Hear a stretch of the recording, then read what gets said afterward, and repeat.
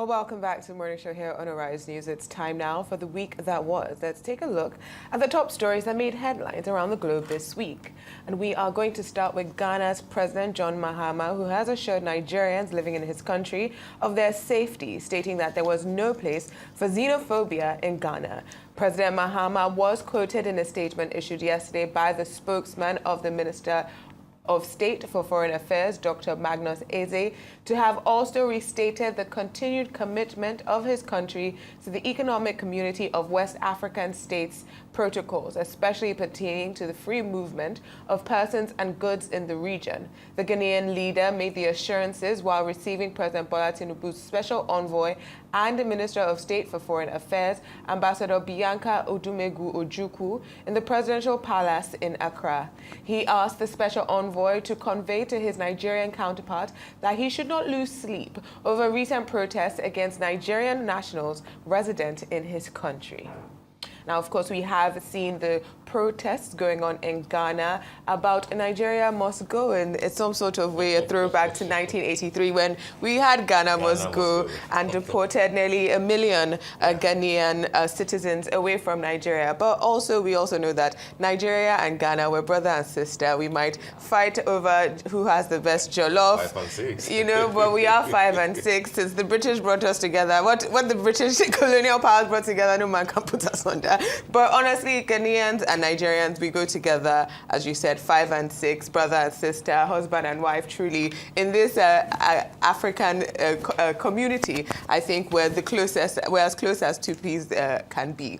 What we're seeing is unfortunate, and we do see these things happen when there is economic pressure. People do turn to immigrant communities and blame them. We see this happen abroad. We see this happen in Nigeria. However, when we have these type of situations going on, ultimately what is most important is that we have leadership and presidents and people who say that there are individuals who might be stirring up problem, but those individuals do not represent us as a people. That these are extreme elements in society, and then they're not the elements that we should pay the most attention to. And I think that's what's most important, that these are scattered troublemakers, but they do not represent the nation. You know, they do not represent Nigerians or Ghanaians. These are these antagonistic elements in society. Very correct, Adesua, and I commend the president of Ghana, who, by the way, is also in a way a Nigerian boy, you know, given his, affiliation to Offa in Kwara State. He has done well. I also commend Ambassador Bianca Ojukwu for taking, the necessary diplomatic steps, and not just shouting from Nigeria and making needless provocative statement. What she did was quite diplomatic. She went all the way, met to Ghana, met with her counterpart, had useful discussions, and they were able to bring the temperature, down almost immediately. So for me, it is commendation for them. It is also you sort of dance around it. Those who do not represent either of the countries, particularly the troublemakers who can be described as the cause of the whole what went wrong between Nigeria and Ghana. And I think that has to be said quite clearly. That yes, they may be few, yes, they may not represent Nigeria, or those who are responding, on the other side of the divide, may not necessarily represent the totality of the Ghanaians. But what is wrong is wrong. Yes. What is bad. People who are in the habit of causing problems and bringing bad narrative to Nigeria, from Ghana to UAE to all over the places, they should desist, and they should be told in clear terms that they are not doing very well, and that they are also bringing bad narrative to the communities that they represent. It is not good. It is not every time that you have to keep quiet so that the bad ones don't feel offended. Tell it straight to them that you are not doing well at all. And it is the important thing to say, to people like that. Yes, government will come to the rescue of the nation and speak with those that they need to speak to, like they have done with Ghana. But then let's come back and talk to ourselves. That stop disgracing Nigeria outside of the country all the time. Stop it. It's nonsense. I do hope that they listen. I hope that they listen, because disgrace comes on so many levels. It comes from constituting a nuisance. It comes from criminality. It comes from fraud. It comes from several. It comes in several forms that we've seen. Yeah, it comes in several forms that we've seen happen across different countries. And what I also find with this Nigeria Must Go protest, it also shows an economic disparity. There is that undertone of economic disparity where some people might feel like these Nigerians are just coming to take. And we've seen that narrative in other parts of Africa as well, in areas like South Africa, where they say, oh, you even come to not only take our resources, but also to take our women. I think in cases like this, it's important to emphasize the importance of oneness and unity. We are all the same. In as much as in a country like Nigeria, Nigerians are dominant in Nigeria, I feel like at the end of the day, we are all Africans. And in as much as we have different countries, we are all one and the same. So like you rightly said, of course, the president and the ambassador attack this issue swiftly. Because in cases like this, it's the grasses that suffer. It's the people who do not have issues with Nigerians, Ghanaians who do not have issues with Nigerians, Nigerians who do not have issues with Ghanaians that end up suffering in uprisings like this. So I'm really happy that they tackle the issue as swiftly as they can. But of course, we can move forward to the next story, which happens to be the fact that a former governor of Borno State and chieftain of the People's Democratic Party, Senator Ali Modu Sheriff, has suggested that Peter Obi, the Labour Party's 2023 presidential candidate, might soon rejoin PDP to contest the 2027 presidential race. Senator Sheriff quoted those he referred to as credible sources while making the claim during a TV interview in Lagos last week Monday that Peter Obi could be planning a return to PDP. He also shared his thoughts on the ongoing shifts within opposition ranks, pointing out that both former Vice President Atiku Abubakar and Peter Obi have their eyes set on the presidency. Speaking in the same vein, earlier in the week, a former Nigerian Minister of Information and Cooperation, Professor Gana, another chieftain of the PDP, claimed that Peter Obi, who is a two-term governor of Anambra State, can, on the evidence of his electoral acceptability and credibility, easily defeat any candidate in any electoral contest in the northern part of the country. Now, this speaks to broader issues. One of the big questions I'll ask now is, okay, so we all knew this would happen at some point. We're screaming ADC and the coalition, but there's no way we're going to have two captains in a boat. You cannot serve two masters at the same time. Now, with Atiku deciding that, okay, this is something that he would like, obviously Peter Obi, if at all, if he wants to be the president of this country, come 2027, will have to run under a completely different party. But then again, there's also Labour Party. What's going on within Labour Party? Where is Labour Party in this entire conversation? I think these are issues that, highlight the major cracks within our current political parties within Nigeria. Well, I mean, if I will have any word of advice to Mr. Peter Obi, I'll say to him, be careful. I'll come short of, saying, Peter, don't go. Peter, don't go. I don't know why we're laughing. It's so funny. He should stay where he is, right? Well, I don't know where he wants to be. That's the thing. Where does he want to be? Where is he? Everyone seems to be talking but him. I think it would even be better if he actually says, this is exactly where I am and where I'm going to be. But at this point... No, we shouldn't rush him to say anything. Yeah. He should take his time, and weigh the options. What I'm trying to say is that I do not think that the PDP will be a good option. Of course, it is an option. And what all this is looking like is that, like 2023, it will be a 3-year race. Same players, Asiwaju, of course, will run on the platform of the APC. It's almost likely that Atiku will get a ticket of the ADC if he chooses and decides to run. And it looks like he will run. And if Obi returns to PDP, they're looking for a candidate. So Labour Party? You know what? I think, as you said here, this idea of a three-horse race is something that I don't actually think might happen. Because one thing we've known about the ADC... Who will not field a candidate? No, one thing, the PDP has essentially, you have PDP governors saying that they support Tinubu. We have PDP governors, for example, Osun State Governor Adeleke has already said he's going to support President Tinubu for 2027. We have ex-PDP governors who have now moved to the APC. We have two in Akwa Ibom and in Delta State. We also have members of the PDP, like former Ekiti State Governor Fayose, coming on stage and saying that he's going to back Tinubu even while wearing a PDP cap, right? We also have the kingmaker of the PDP, as they like to say, now that all the other big elephants have left the party. For him, is Nyesom Wike, right? And the minister of the FCT has clearly said he's going to back Tinubu in 2027 and is in fact a part of the Tinubu administration. Those are all Southerners, by the way. Those are all Southerners. And it's very important because what is Mr. Peter Obi? He's also a Southerner. He's the former governor of Anambra State in the southeast. But the ADC candidates, these bigwigs, as we've called them, whether it's Amechi, Rufai, Peter Obi, or Atiku, they all knew what they wanted before they came to the coalition. And I would have assumed, or I would hope, that before they decided to set up shop together, that they made some agreements or had some conversations. Amechi has come out to say that we will back whoever gets the ticket at the end of the day. Obviously, it's always sweet to say until it's not the person you want, or until it's not yourself who's running that ticket. But as you said, I'm laughing because if they manage to sway Peter Obi to go back to PDP, that seems like a poison challenge. That seems like a Trojan horse, that one. The party is a damaged brand. I mean, let's face it. That's damaged the PDP. Completely. There's no hope. It's wrecked. Yeah, from the inside. From the inside, that's all Wike, has managed to do, and for Obi to go back to a party where Atiku and co couldn't survive, in quotes, that they had to leave the party for the man who championed how PDP should look, like a wrecked, train.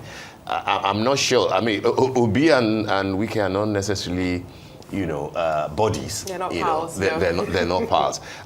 If he's thinking that, this party came second in 2023 and is the major opposition party, then he will be rubbishing the movement that he created in 2023 without, basically without any governor apart from, Alex Otti and etc. Then he will be looking for the same structure that politicians will target. And my last word on that will be that he should remember that the forces, yes, his movement gained momentum and tried, but he should remember that the forces that pulled him out of the PDP in order to weaken the PDP and create a three-horse race is still very formidable. They have succeeded in moving those who could create problems outside to the ADC. Getting Peter Obi back is to force what happened in 2023. If you have a three-horse race in 2027, I can predict the winner, on this team. I also think that an important factor here to consider is the obedient movement.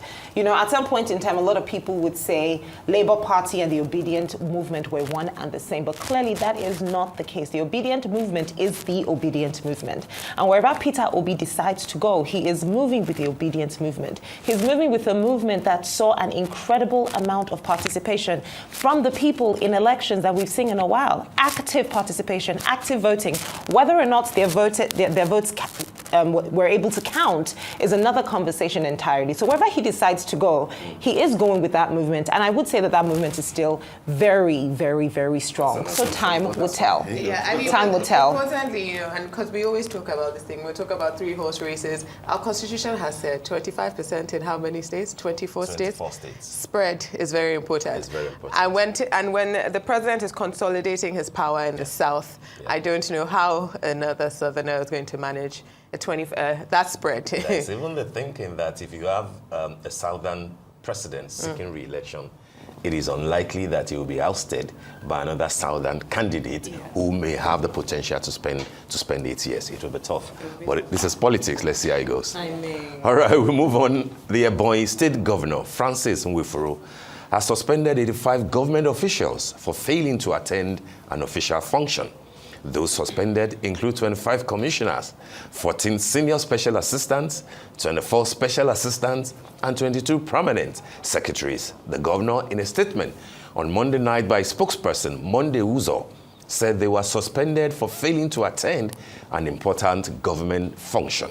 He stated that the affected officials would proceed on a 1-month working suspension without salary. According to the statement, the suspension takes immediate effect, and the suspended officials are barred from signing any official documents during the period. The commissioners were instructed to hand over to their respective permanent secretaries.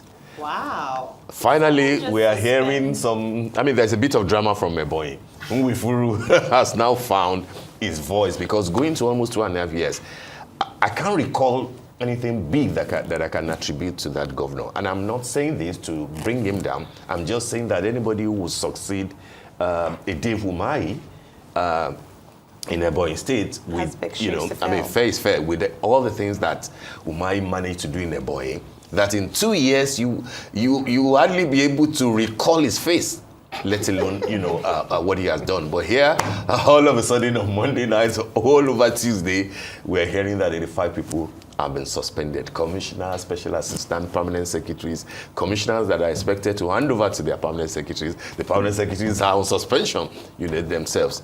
It's an interesting development. Those who like the governor will say that that's how a leader is supposed to behave. Show leadership, show that you are strong, let them know you. But then isn't it self-indicting? That a whole 85 people in the entire gamut of Ebonyi State will miss an important event by the governor that the governor was attending. How did they coordinate the movement of commissioners in Ebonyi State?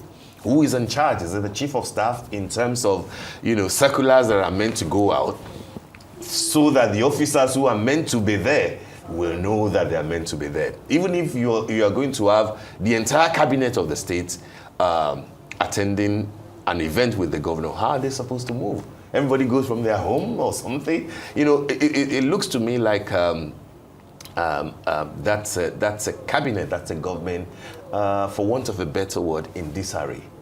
If a governor is having an event that is considered to be that important, and nobody shows up, nobody to put anybody on notice to say, governor will be there, guy, you have to, move, then it shows that something is wrong. And it didn't just start today. So Nwifuru might have taken what looks like a strong man's decision, but then at the end of the day, how has he been running his government, for example? So let's see what happens. 1 month suspension, no pay, don't sign any documents. That's fair enough. But then can we even say that he went through the proper civil service channels for which you can suspend, permanent secretaries? I'm not sure that that's how to suspend permanent secretaries, even by a governor. Yeah. You said that looks like a strong man's decision, but I think that looks like a weak man's decision. I'm not going to lie. I'm not going to support him. Because we have seen, we saw what happened with Governor Eno in Akwa Ibom, earlier in the year, I believe it was, when he was complaining about his commissioners not attending certain events. And and this was before, of course, his move to the APC and all the drama that came with that. Honestly, 25 commissioners and, this is 87 members of government here.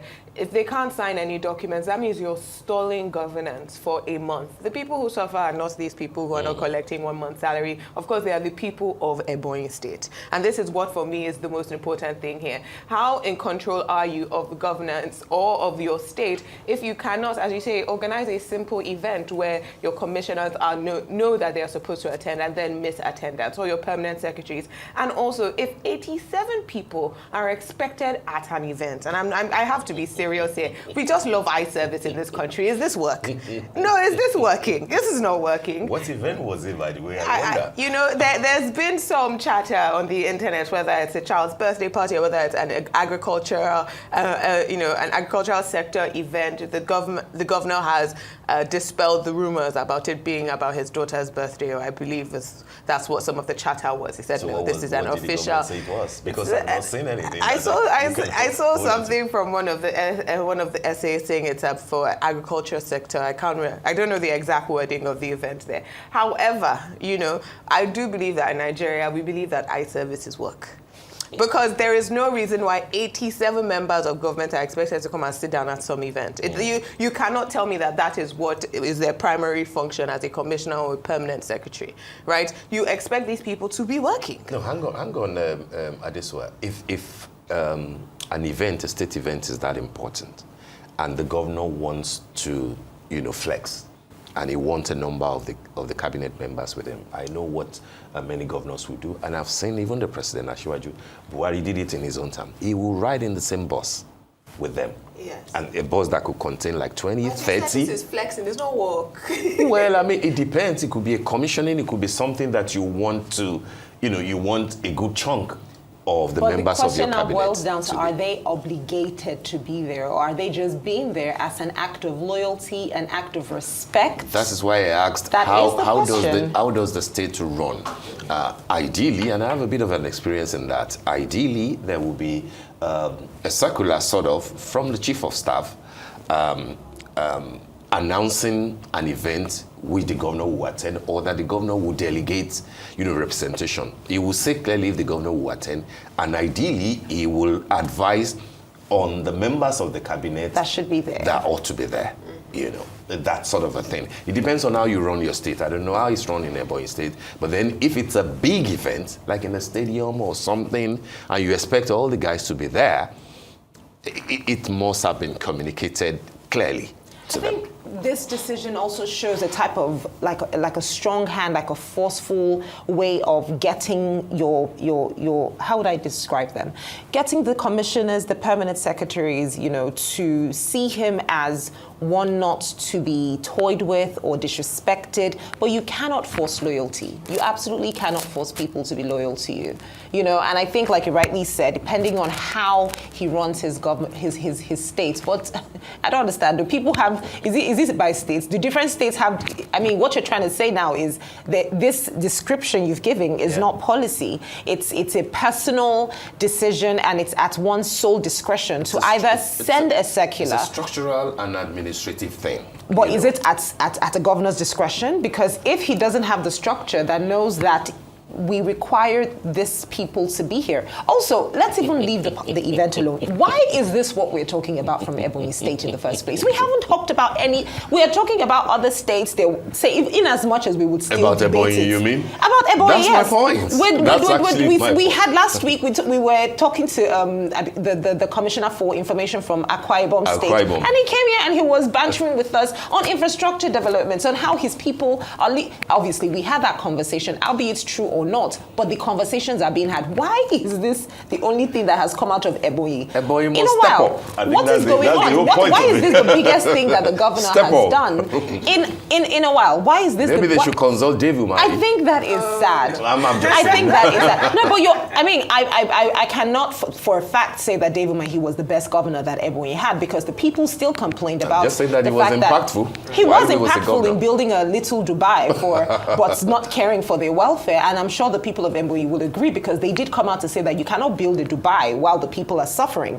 But at least he did something that people can hold on to. What is the governor of Ebonyi doing right now? Suspending commissioners on permanent sex because they didn't attend a party. I think this is embarrassing, to say the least, that we're having this conversation. Let's move on to the next topic here. President Bola Tinubu has conferred national honors on Nigeria's Super Falcons and announced new houses and cash rewards for the entire team following their thrilling WAFCON victory over Morocco. At a grand reception at the presidential villa in Abuja, the president said the team had lifted the nation's spirit at a critical time and praised their courage, discipline, and determination. State House correspondent Adeswa Omorowan reports. Straight from the Moroccan capital, Rabat, to Abuja, Nigeria's Super Falcons returned to the capital today, carrying not just the trophy, but the nation's pride. Arriving at 16:35 p.m. local time to cheers and bouquets of flowers, the team was welcomed by First Lady Oluremi Tinubu and joined by the wife of the Vice President, Nana Shatima, setting the stage for a grand reception at the presidential villa. And then, the nation's thanks delivered by the president himself. President Tinubu, who had followed the team's campaign closely, confessed he almost couldn't bear to watch the finals. Honestly, I didn't want to watch the match. I didn't want high blood pressure. was people came in and turned my TV on to that channel. When it was 2-0, I got very offended and restless. But I was there still watching the indomitable spirit of resilience, determination, and courage. And after that penalty, and I saw it 2-1, my spirit was lifted, and I believe that of the nation. In a rousing speech, the president said the Falcons' win was more than a sporting triumph, as it was a moment of national renewal. You have inspired millions, especially young girls, who now see the proof that their dreams are valid and achievable. You inspired me too. Then came the announcement of the awards that brought the world to its feet. On behalf of the grateful nation, I hereby conferred on the players the 11-man technical team with national honor of officer of Niger. Additionally, I hereby direct the allocation of 3-bedroom apartments to each of the players and technical crew in our Renew Hope estate. In addition,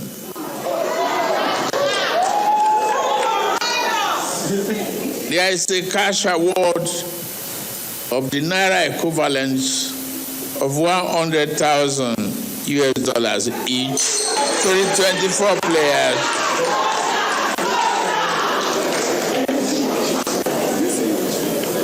And the equivalent of $50,000 to the 11-man technical team.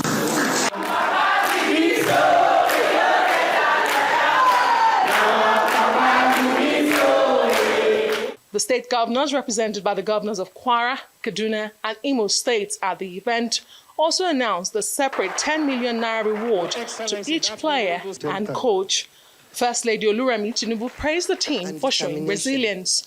You played with passion, confidence, and an unshakable belief in yourselves that it is not over until it is over. The Falcons had dubbed their campaign Mission X, and they delivered. Down 2-0 at halftime, they produced one of the most stunning comebacks in WAFCON history.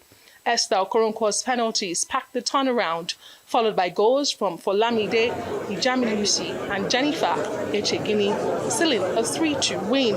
This 10th title is for you, Mr. President. It is for Nigerians, it is for Super Falcons, and it is for every young child who believes and dreams to be on this stage someday. But Your Excellency, we are not content to rest on our laurels.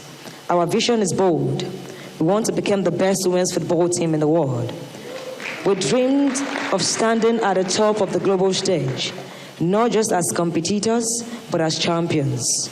But to achieve this, we humbly seek the continued and enhanced support of the Nigerian Football Federation, Sport Ministry, and the federal government.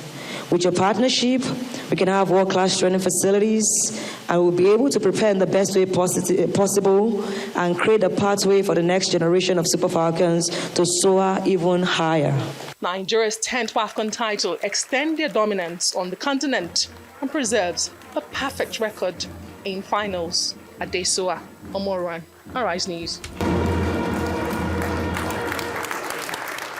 I think that was a very uplifting experience, I would say, to watch them win WAFCON for the 10th time. But I also think it's nice that they got honored. It's nice that they got national honors. When you win for the 10th time, are you likely to keep, have it for keeps or something? I think that's what you call dominance. I think that's what you call dominance in sports. But I think something that's very important, as we were discussing earlier, is that a lot of these women, they're talented talents have been nurtured abroad. They have been nurtured outside of Nigeria. And what is mostly important here is not just one-time gifts and hopefully not audio gifts of land, houses, or money. It's developing talent along the pipeline from young girls and young boys so that we would be able to have such wins in the future. You know, I was looking at, in about 2 weeks, the Chicago Sky, which is WNBA team, they're having Nigeria Day because our head coach of the Tigers basketball team is an assistant coach for the Chicago Sky, and 2 of their stars there, including Elizabeth Williams, they are Nigerian, of Nigerian descent. And the Chicago Sky, all the way in Chicago, are nurturing Nigerian talent, nurturing the Nigerian community, nurturing young Nigerian women so that they can come and play for the WNBA. And then ultimately, those women will end up playing for American basketball. They will not end up, representing Nigeria on the international stage. And so I think when we have these nice moments, I think it should be a moment of reflection also. And it should be a moment where we say, you know what, we need to encourage and invest in our sports pipeline. Absolutely. And we need to invest in the younger ones, not just a grand prize once in a while. You know, there is making sure that people are paid on time, their accommodation is proper, that they have the proper equipment and support. These are things that matter in the long term, not just, you know, for a feel-good moment. Kachi, this is about WAFCON, you know, your thoughts. I mean, I'm surprised that you called my name because I was expecting that you would go next. No, but to be very honest, I feel like I love what the president did. I think that's amazing. But my thing is sustainability with this. You know, there's so many young talents within Nigeria that will not have, so many young girls that will not have this opportunity to get to this stage, to get to this level as a result of the way they currently live, as a result of what they currently have access to.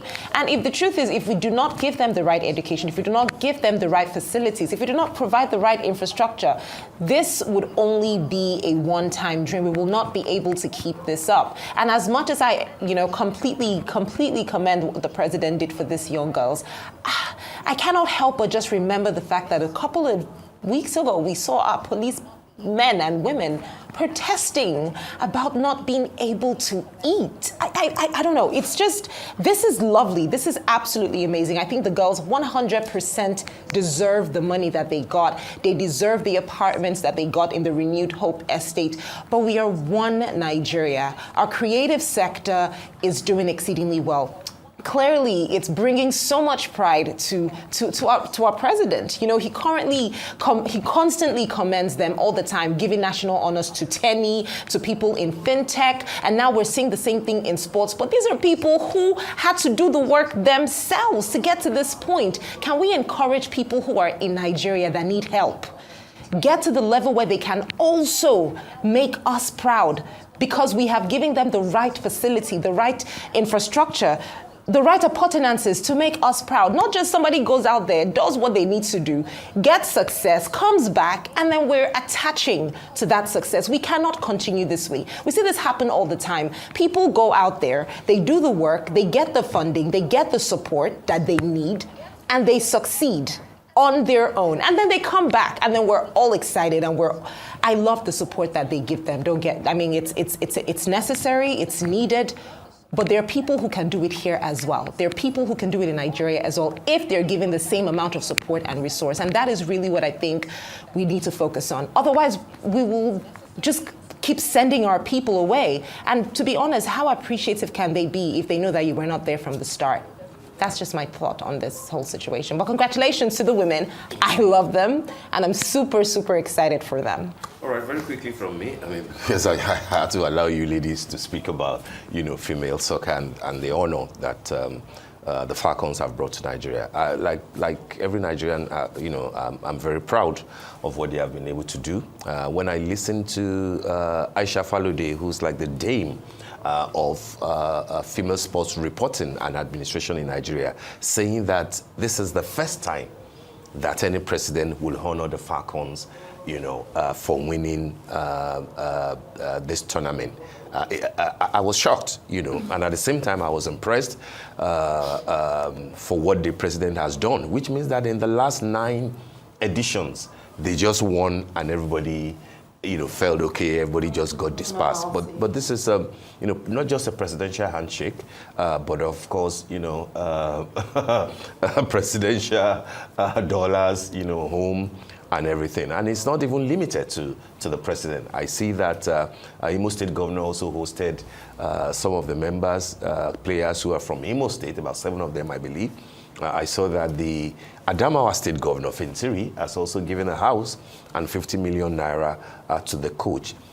I'm not so much of a big fan of this sort of footballers after winning a tournament getting so much money from public purse. I'm for reward. I'm for appreciating them. But outside of Africa, I don't see that much, because what should come is that patronage should come for those who have won these things. I mean, they are professional players. Do we extend the same gestures to those who make us proud? Not just in other sports, but in other spheres of life. And I'm not talking about Big Brother and stuff like that. I'm talking about people, who are making us proud. So I'm a bit weary when we reduce our sense of joy and appreciation to cash, and homes. I don't think that that's the best way. But having done it, I celebrate with the president and his wife. I celebrate, with the Falcons, and they should do better. I like what the praying captain of the team said about, we don't just want to be the dominant force in Africa. We also want to win the World Cup. Go for it, ladies, because you are able to do it and you can do it. I celebrate them. I commend them. But of course, I have reservations about the sort of money that we spend to appreciate our people. Definitely.